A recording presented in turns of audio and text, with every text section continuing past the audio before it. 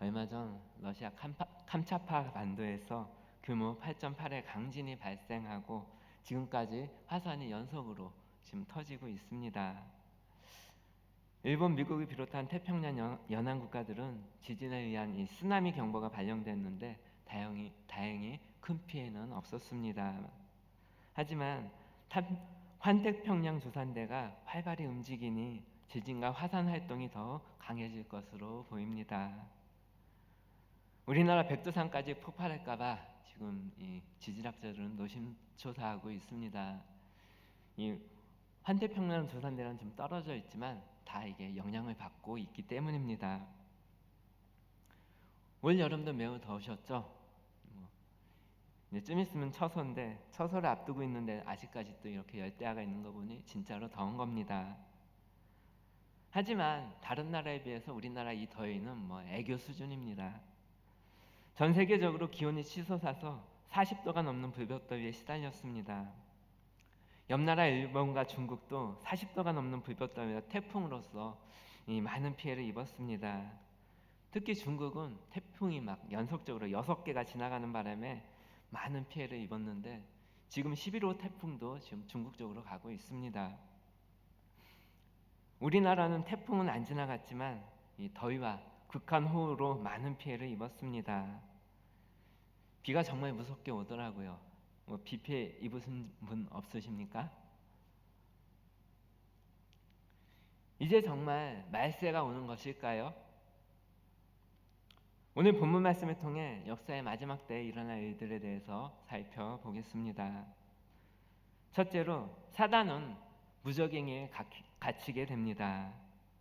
메시지 성경입니다. 1절에서 3절에 나는 한 천사가 하늘에서 내려오는 것을 보았습니다. 그는 바닥 없는 구덩이를 여는 열쇠와 쇠사슬을 들고 있었습니다. 거대한 쇠사슬이었습니다. 그는 용, 곧 마귀 사단을 잡아 쇠사슬로 묶어서 바닥 없는 구덩이 속으로 던져놓고 굳게 닫은 뒤에 1000년 동안 단단히 봉했습니다. 1000년이 다 될 때까지 그는 민족들을 기만하거나 말썽을 일으킬 수 없었습니다. 그 후에 그는 잠시 풀려나야 합니다. 이 천사가 용을 잡아서 이 쇠사슬로 묶어서 이 1000년 동안 무적행위에 던져 넣으니 천사가 용을 잡고 1000년 동안 쇠사슬로 결박한다는 이 표현은 이 묵시문학적인 표현입니다. 이것을 문자적으로 해석하면 안 됩니다. 상식적으로도 이 영적 존재를 쇠사슬로 묶는다는 게 말이 되지 않죠.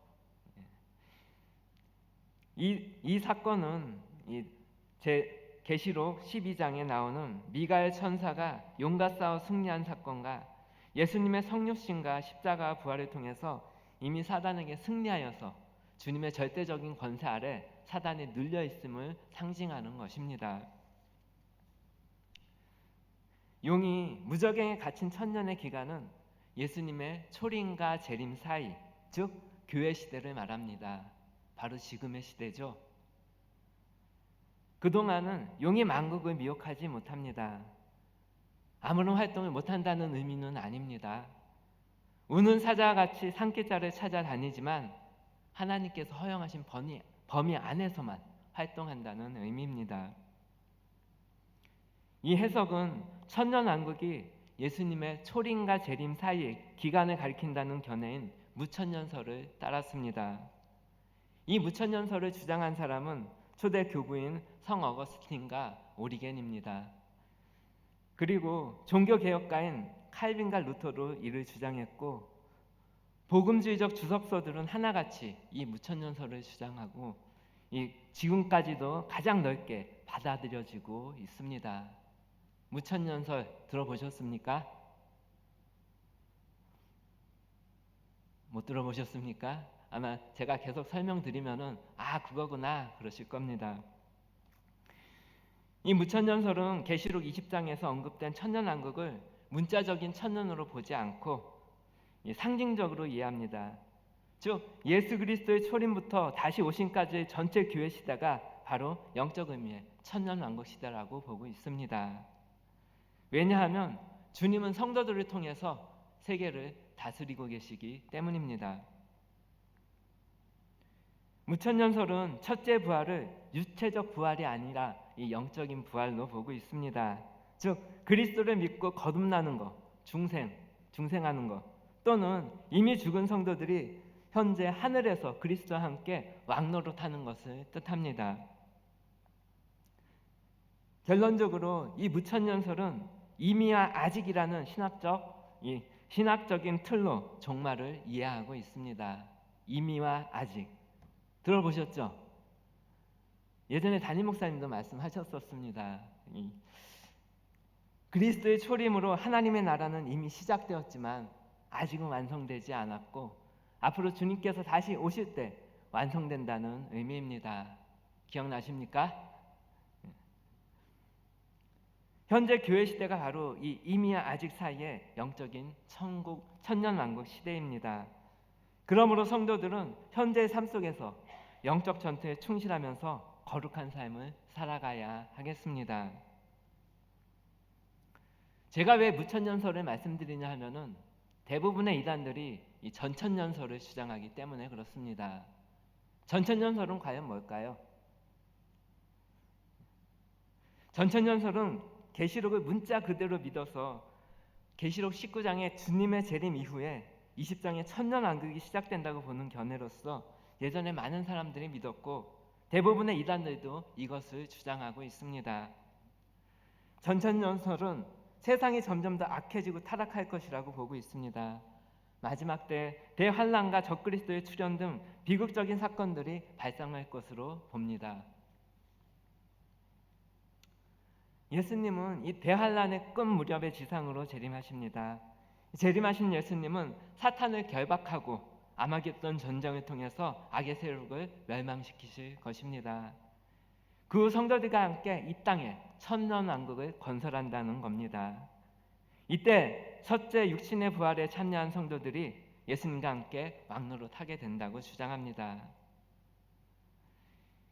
이 전천년설의 특징은 요한계시록 20장의 천년을 문자적으로 그대로 해석하고 세상이 점점 더 악해질 것이라는 이 비관적인 종말론적 시간을 가집니다. 특정 날짜를 지정해서 주님이 오신다고 주장하면서 주장하는 이단 대부분이 바로 이 세대주의적 전천년설을 따르고 있습니다. 그런가 하면 후천년설도 있습니다. 이는 예수 그리스도께서 천년왕국 이후에 재림하신다는 그런 설입니다. 무천년설과 비슷하지만 끝이 좀 다릅니다. 복음의 전파와 교회의 성장, 과학의 발달 등으로 인해서 세상이 점점 더 살기 좋은 것으로 바뀌어가서 나중에는 황금기 같은 천년왕국을 이루게 된다는 그런 설입니다. 세상이 평화로운 천년시대를 이룬 후에 예수께서 재림하신다고 믿고 있습니다. 재림은 최후의 심판과 영원한 천국의 시작을 의미하고 있습니다. 결론적으로 후천년설은 요한계시록 20장의 천년을 상징적으로 해석합니다. 세상의 미래에 대해서 긍정적이고 낙관적인 시각을 가지는데 교회의 역할을 매우 중요하게 여기지만 세계 1, 2차 대전을 겪으면서 시들해졌습니다. 왜냐하면 세상은 점점점 좋아지는 것이 아니라 점점 더 나빠지고 있기 때문입니다. 둘째로 지금은 천년왕국 시대입니다. 4절에서 6절 말씀에 나는 보좌를 보았습니다. 그 보좌들 위에는 심판하는 일을 맡은 이들이 앉아 있었습니다. 또 나는 예수에 대한 증언과 하나님의 말씀 때문에 목이 베인 사람들의 영혼을 보았습니다. 그들은 짐승이나 그 형상에 경배하기를 거부하고 이마나 손에 표받기를 거부한 사람들입니다. 그들은 살아나서 천년 동안 그리스도와 함께 다스렸습니다. 나머지 죽은 사람들은 그 천년이 다 될 때까지 살아나지 못했습니다. 이것이 첫째 부활입니다. 여기에 포함된 사람들은 참으로 복되고 참으로 거룩한 사람들입니다. 그들에게는 둘째 죽음이 없습니다. 그들은 하나님과 그리스도의 제사장들입니다. 그들은 천년 동안 그분과 함께 다스릴 것입니다. 보좌에서 심판을 맡은 사람들은 이 로마 권력자들의 핍박과 고초를 당하고 때로는 죽음까지 당했던 그 순교자들입니다. 그들은 이제 반대로 세상의 권세자들을 심판하게 될 것입니다. 오늘날 우리 역시 주님과 함께 세상을 심판하게 될 것입니다. 믿음을 지킨 성도는 첫째 부활, 곧 거듭남을 통해서 우리는 영적으로 살아납니다. 영원한 승리는 먼 미래의 일이 아니라 예수 안에서 이미 우리에게 주어진 것입니다. 그러므로 성도는 그리스도와 함께 세계를 다스리는 왕 같은 제사장들입니다. 따라서 정치, 경제, 교육, 문화 그리고 일상의 모든 영역에서 삶으로 하나님의 통치가 나타나도록 애쓰고 힘써야만 합니다. 주님과 함께 왕 같은 제사장이 되어서 온전히 이뤄가시길 바랍니다. 이처럼 이 시대가 영적으로 천년왕국 시대로 보는 무천년설에 따르면 가장 무난합니다. 저도 이 견해를 지지하는 것은 이미 하나님의 일곱 인재앙과 또한 일곱 나팔재앙과 또한 일곱 대접재앙은 계시록 18장의 바벨론의 멸망, 즉 로마 제국의 멸망으로 끝이 났기 때문입니다. 사실 로마 황제는 AD 313년 콘스탄틴 황제로부터 회심하여서 기독교인이 되었고 이후 로마는 곧 기독교 국가가 되었습니다. 요나서에서 이 니느웨가 하나님의 심판 전에 회심하여서 구원받은 것과 같습니다. 무너진 것은 로마 제국을 짐승으로 만든 사탄의 세력들이죠. 로마는 결국 구원을 받았습니다. 이것이 하나님의 방법이고 하나님의 사랑입니다.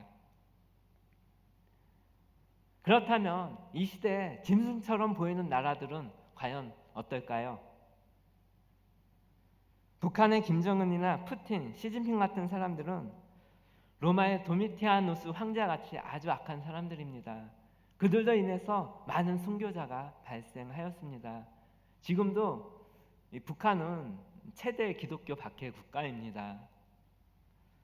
하지만 아무리 악한 인간, 악한 나라들이라도 하나님께서는 저들이 회개하고 구원받기를 원하십니다. 저들이 빨리 죽기를 기도하지 마시고 비록 얄밉지만 믿지만 회개하고 주님께 돌아오기를 기도하시길 바랍니다. 이것이 주님의 마음입니다. 주님의 재림은 지금의 영적인 천년왕국이 끝나는 역사의 끝에 있습니다. 그렇다면 모든 사람이 말세라고 부르는 지금 이 악한 세상, 점점 더 강해지는 이 폭염과 지진, 홍수, 태풍과 같은 자연재해들을 우리는 어떻게 설명하면 좋을까요? 그것은 뒷부분에 다시 설명드리겠습니다. 셋째로 인류 마지막 전쟁인 아마겟돈과 주님의 재림입니다. 7절에서 10절 말씀에 그 천년이 다 되면 사탄이 갇혔던 곳에서 풀려나 다시 민족들을 기만하러 땅의 구석구석을 심지어 고가 마고까지 다닐 것입니다. 그는 그들을 꼬드겨서 전쟁을 일으킬 것이며 거대하고 강력한 군대를 모을 것입니다. 그들은 행진하여 하나님의 도성을 둘러싸 포위할 것입니다. 그러나 그들은 그곳에 도착하자마자 하늘에서 쏟아져 내리는 불로 모조리 불태워질 것입니다. 그들을 기만했던 마귀는 불과 유황의 못에 던져져 거기서 그 짐승과 거짓 예언자와 함께 영원히 쉼없이 고통을 당할 것입니다. 천년 기간이 다 차면 용은 옥에서 풀려나서 세력을 결집하여서 교회를 공격할 것입니다. 에스겔서 38장에 보면은 포로에서 돌아온 이스라엘 백성을 치기 위해서 곡이라고 하는 왕이 마곡 지역에 군대를 모으고 연합 세력을 결성하여서 이 성도의 진을 공격합니다. 마지막 때의 곡과 마곡은 하나님을 대적하는 인류의 마지막 저항이라고 할 수 있겠습니다. 무천년설에 따르면은 모든 사람이 말세라고 부르는 지금의 이 점점 악해져가는 세상, 점점 강해지고 무서워지는 자연재해들은 사단이 잠시 풀려나기에 발생하는 재앙들로 보입니다. 사단이 최후 발악을 하는 것이죠. 사단은 사람들을 혼미케 하여서 과학과 더러운 사상으로 복음의 진리에서 멀어지게 하고 하나님과 교회를 대적하게 만듭니다. 지금의 자연재해뿐만 아니라 정치와 경제, 사회, 문화 모든 상황이 그러하지 않습니까? 사단은 교회를 박해하고 사람들을 타락하게 하며 무신론자로 만들어갈 것입니다. 세상의 여러 세력들을 미혹하여서 자기가 벌이는 영적 전쟁에 끌어들일 것입니다. 이 전쟁은 사람들의 상상을 초월하는 그런 엄청난 규모가 될 것입니다. 하지만 사단은 싸우기도 전에 이 심판을 받아서 불과 유황못에 던져질 것입니다.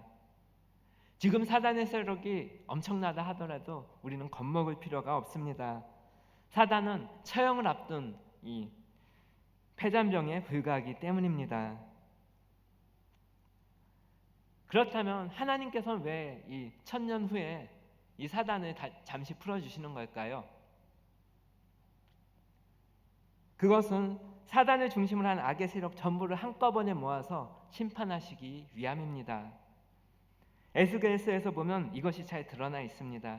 에스겔서 38장 15절에서 16절에 보면은 내가 내 고토 극한 북방에서 많은 백성 곧 다 말을 탄 큰 떼와 능한 군대와 함께 오되 구름이 땅에 덮인같이 내 백성 이스라엘을 치러 오리라. 고기 끝날에 내가 너를 이끌어다가 내 땅을 치게 하리니 이는 내가 너로 말미암아 이방 사람의 목전에서 내 거룩함을 나타내어 그들로 다 나를 알게 하려 함이니라. 이처럼 세상의 마지막 때 하나님께서는 무저갱에 갇힌 사단을 일시적으로 풀어줌으로써 그에 속한 모든 악한 것들을 한꺼번에 모아서 준엄한 심판을 이루실 것입니다. 이는 알곡과 쭉정이를 가리는 일이며 또한 공의의 하나님을 만방에 선포하는 때입니다. 이제 최후의 심판입니다. 11절에서 15절 말씀에 나는 크고 흰 보좌와 그 위에 앉아 계신 분을 보았습니다. 그 임재 앞에 서거나 그 임재와 맞설 수 있는 것은 아무것도 없었습니다. 또 나는 모든 죽은 사람들이 큰 자나 작은 자 할 것 없이 거기 그 보좌 앞에 서 있는 것을 보았습니다.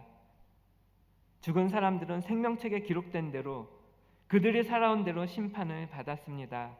그러고는 죽음과 지옥이 불못에 던져졌습니다. 이것이 바로 둘째 죽음, 곧 불못입니다. 그 생명책에 자기 이름이 적혀있지 않은 사람은 다 불못에 던져졌습니다. 하나님께서는 모든 사람을 다 심판하실 것입니다. 인류 역사 이래 이 땅에 살아갈 모든 사람들이 다 심판대 앞에 하나님의 심판대 앞에 서게 될 것입니다.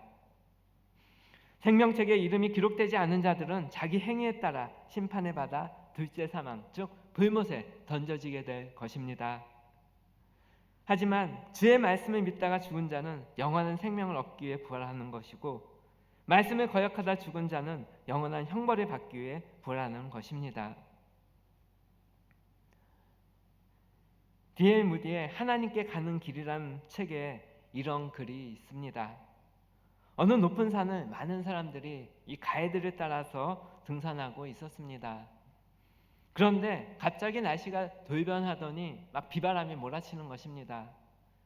사람들은 무서워서 가이드에게 우리 빨리 내려갑시다, 그만 하산합시다 라고 이야기하는데 가이드는 조금만 더 가면 됩니다, 조금만 더 가면 됩니다 라고 말하는 것이었습니다. 비는 점점 더 세차게 내리고 바람까지 거세졌습니다. 사람들은 공포에 질려서 모두 두려워했지만 이상하게 이 가이드는 그냥 아무 말 없이 계속해서 산에 올라가는 것이었습니다. 그런데 좀 더 산에 오르자 정말 태양이 내리쬐리고 날씨가 좋아지는 것이었습니다. 사람들은 그때서야 안도의 한숨을 내쉬면서 기뻐하였습니다. 그러다가 그들이 발밑을 바라보자 깜짝 놀랐습니다. 왜냐하면 그 발밑에는 먹구름이 아직도 시꺼멓게 끼어 있었고 비바람이 몰아치고 있었기 때문입니다. 그들은 산에 높이 올랐기 때문에 비바람을 피할 수 있었던 것입니다. 이처럼 세상이 온통 전쟁으로 또는 경제 전쟁으로 시끄럽고 세계적인 천재지변으로 온통 난리가 나도 우리는 하나님의 계신 천상을 바라봐야 하겠습니다. 그곳에는 찬란한 빛이 있습니다. 평강과 기쁨이 있습니다. 무엇보다 천상의 보좌에 계신 하나님과 어린 양이 온 세상을 다스리고 계십니다. 천상을 바라보며 주께서 주신 참된 평강과 기쁨을 얻고 세상을 이긴 참된 힘과 능력을 얻는 주의 백성들 되시길 바랍니다. 말씀을 맺겠습니다. 주님의 재림과 최후 심판 이후 새 하늘과 새 땅이 펼쳐집니다. 주님이 다스리시는 완전한 세상, 모든 사람의 눈에서 눈물을 제하시고 슬픔도 없고 고통과 괴로움도 없는 바로 그곳이 정말로 올 것입니다. 정말 기대되지 않으십니까? 그러므로 성도에게 있어서 종말과 주님의 재림은 축제입니다. 세상 사람들처럼 종말이 온다며 두려움에 빠지지 마시고 이단에게 현혹되지도 마시고 천상의 주님을 바라보며 그날을 준비하고 고대하는 주의 백성들이 되시길 간절히 소망합니다. 다 같이 기도하겠습니다. 하나님, 우리 기독교인뿐만 아니라 세상 사람들도 하나같이 지금이 말세라고 말합니다. 세상은 점점 더 악해져 가고 전쟁의 소식은 끊이지 않습니다. 천재지변이 끊임없이 일어나며 극한 호우에 이어 극한 더위가 계속되고 있습니다. 하지만 주의 백성들은 주님의 생명책에 이름을 새겨주시며 주님의 통치에 참여하게 하시니 감사를 드립니다. 주님의 은혜 아래에 어떠한 자연재해 속에서도 해를 입지 않고 안전히 거하며 주 안에서 왕노릇하며 주님 오심을 준비하는 주의 백성들이 되게 하여 주옵소서. 감사드리며 예수님 이름으로 기도드리옵나이다.